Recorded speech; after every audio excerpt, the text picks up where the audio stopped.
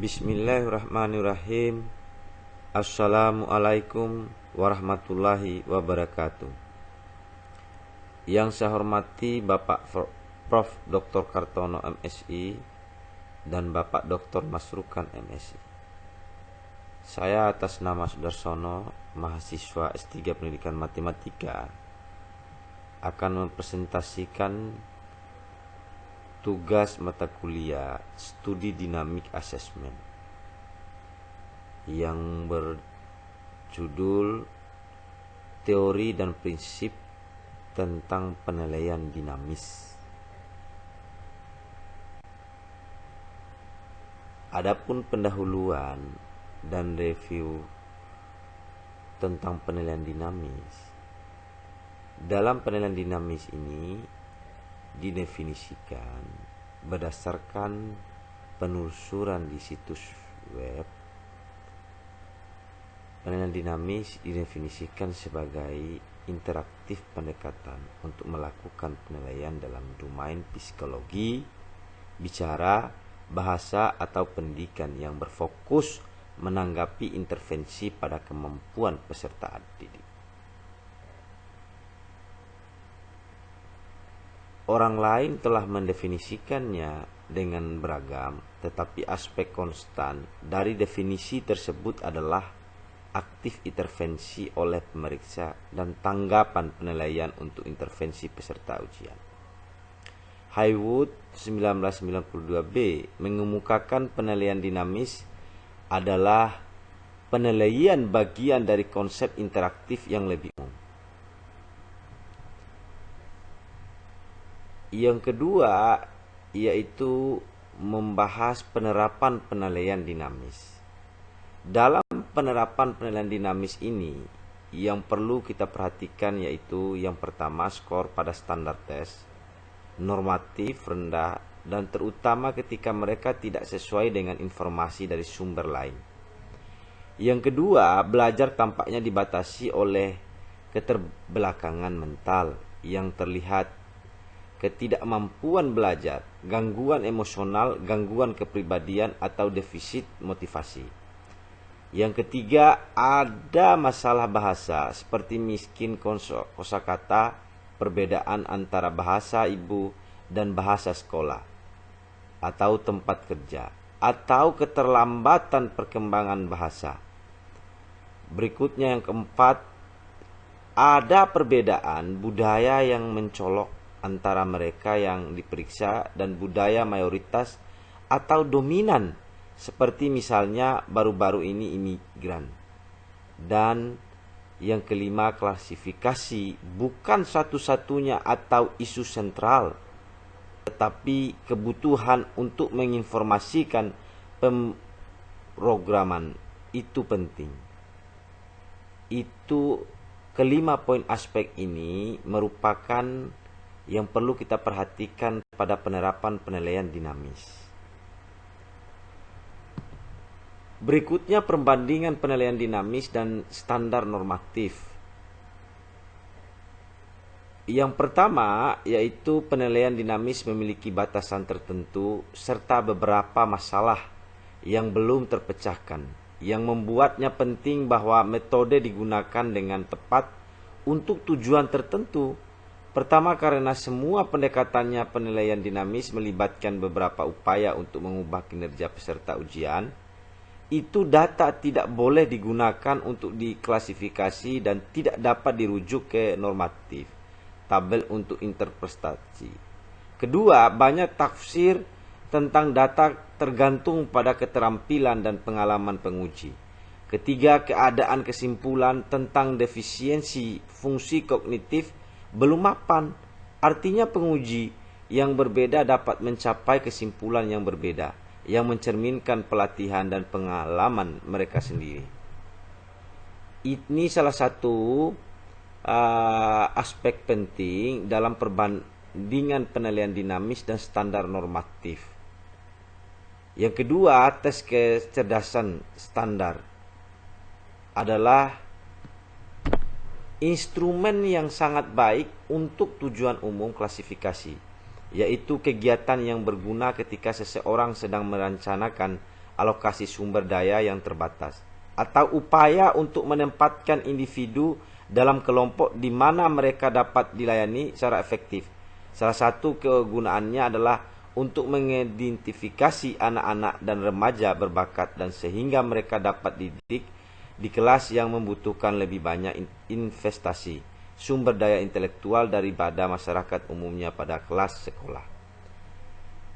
Inilah dua aspek yang menjadi perbandingan penilaian dinamis dan standar normatif.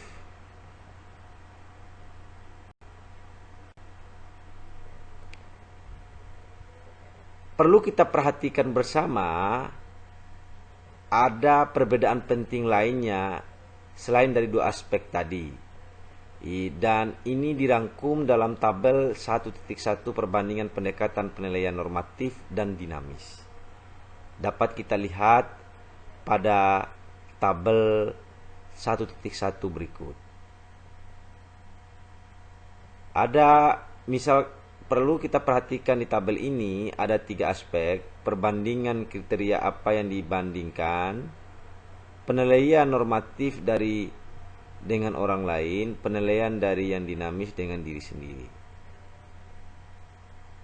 Dari tabel ini ada 5 aspek yang perlu kita perhatikan pada poin perbandingan kriteria yang dibandingkan.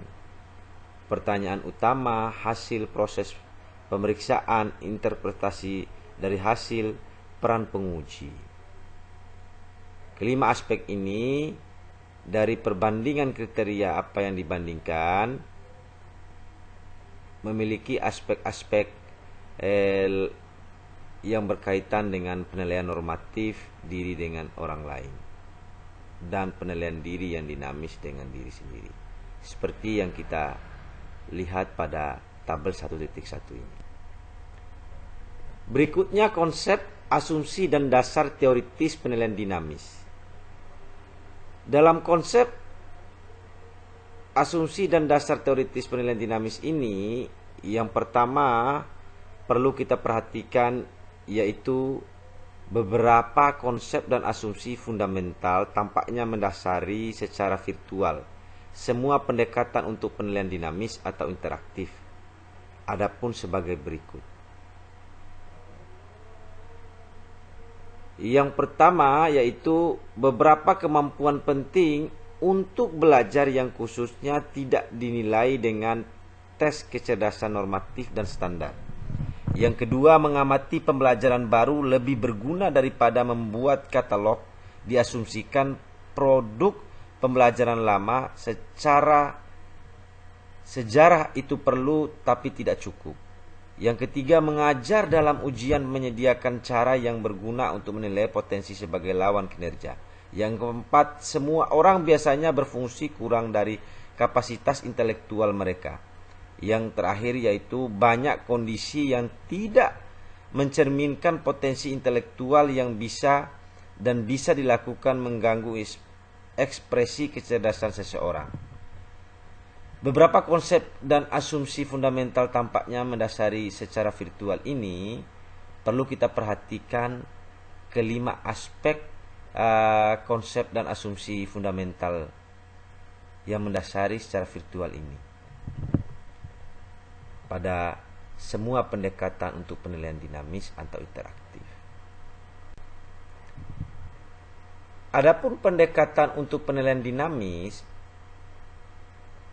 pendekatan kami terhadap penilaian dinamis sebenarnya adalah pendekatan psikologis dan penilaian psikoedukasi. Artinya pendekatan untuk penilaian dinamis ada 2, yaitu pada pendekatan psikologis dan penilaian psikoedukasi.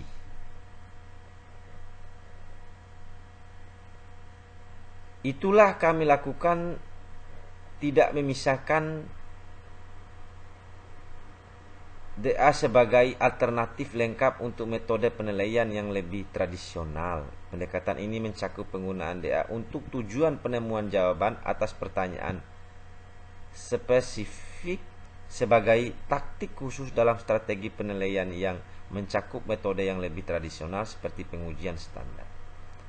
Dalam pendekatan untuk penilaian dinamis itu terdapat dua pendekatan, yaitu pendekatan psikologis dan penilaian psikoedukasi. Itu secara umum ada dua pendekatan. Data dari penilaian dinamis perlu kita perhatikan. Data penilaian dinamis bergantung pada pertanyaan apa yang ditanyakan, bisa menghasilkan jawaban untuk pertanyaan berikut.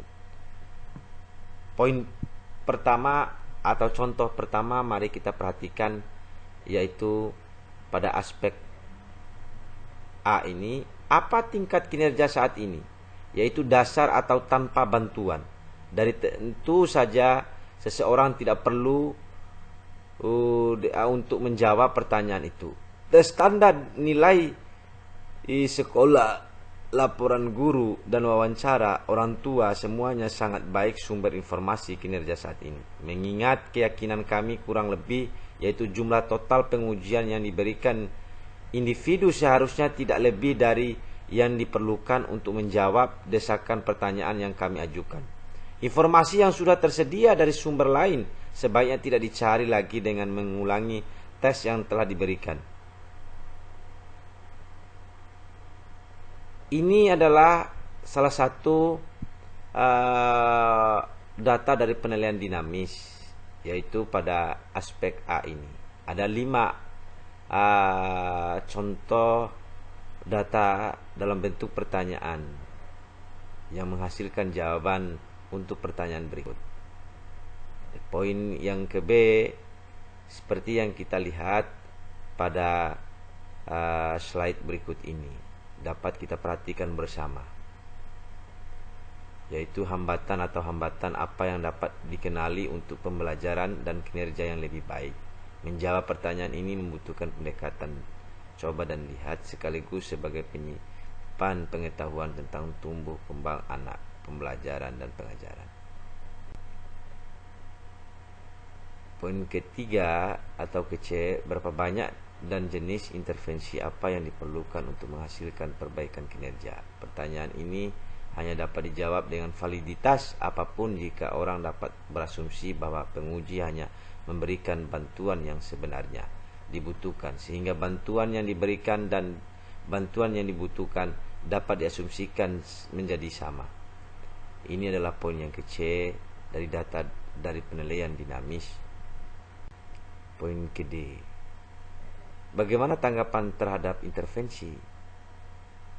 Seseorang dapat menentukan apa yang tampaknya dibutuhkan dan kemudian memberikan bantuan yang diperlukan. Hanya untuk menemukan individu itu sangat bervariasi dalam seberapa banyak hal itu membantu. Inilah pertanyaan poin ke B dan jawaban. Data dari penilaian dinamis poin E, pertanyaan dan jawabannya dapat kita lihat pada slide berikut ini. Berapa banyak investasi dari jenis apa yang mungkin diperlukan untuk mempromosikan jangka panjang keuntungan dalam kinerja? Menjawab pertanyaan ini membutuhkan pengumpulan data dari keseluruhan penilaian dinamis, memang dari dinamis dan pengujian statis serta sumber informasi lain selain dari kinerja pada satu tugas. Kelima aspek yang perlu kita perhatikan dari penilaian dinamis, yaitu dalam bentuk pertanyaan apa yang ditanyakan yang menghasilkan jawaban untuk pertanyaan berikut. Artinya dari pertanyaan itu perlu kita perhatikan dan perlu kita untuk menjawabnya berdasarkan pertanyaan itu.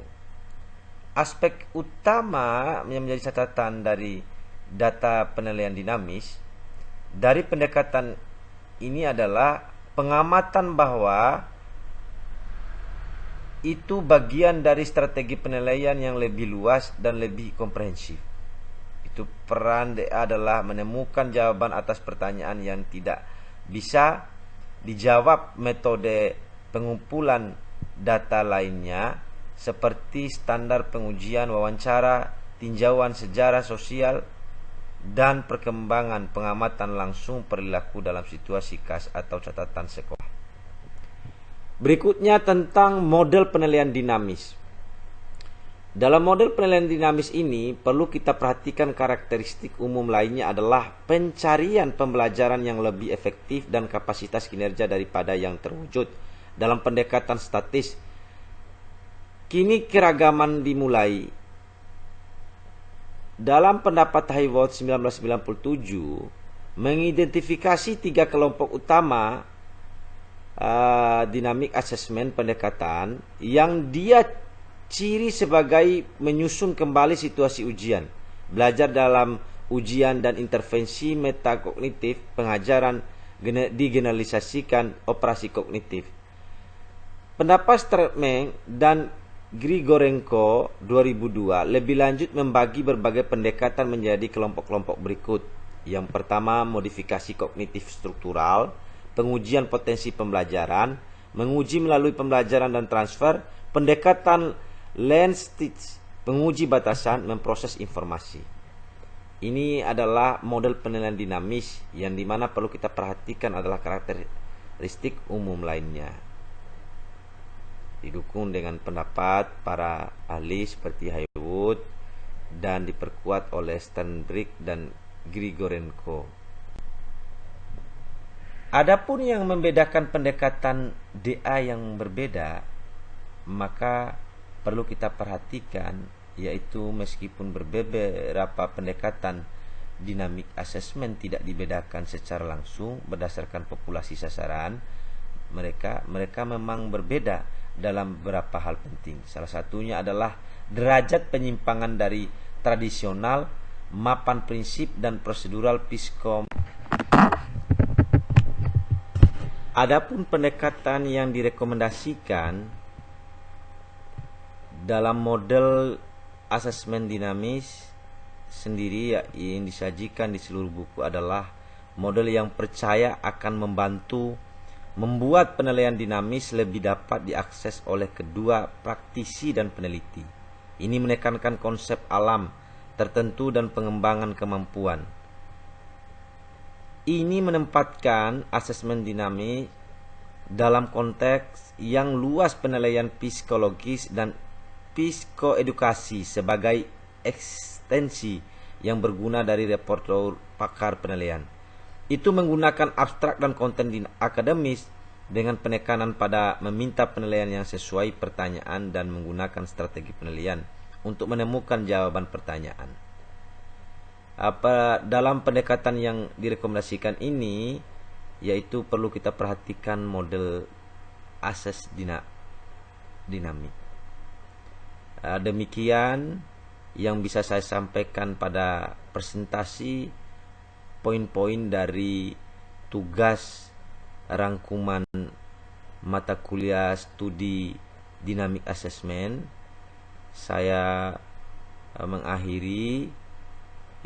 Wabillahi taufiq wal hidayah. Wassalamualaikum warahmatullahi wabarakatuh.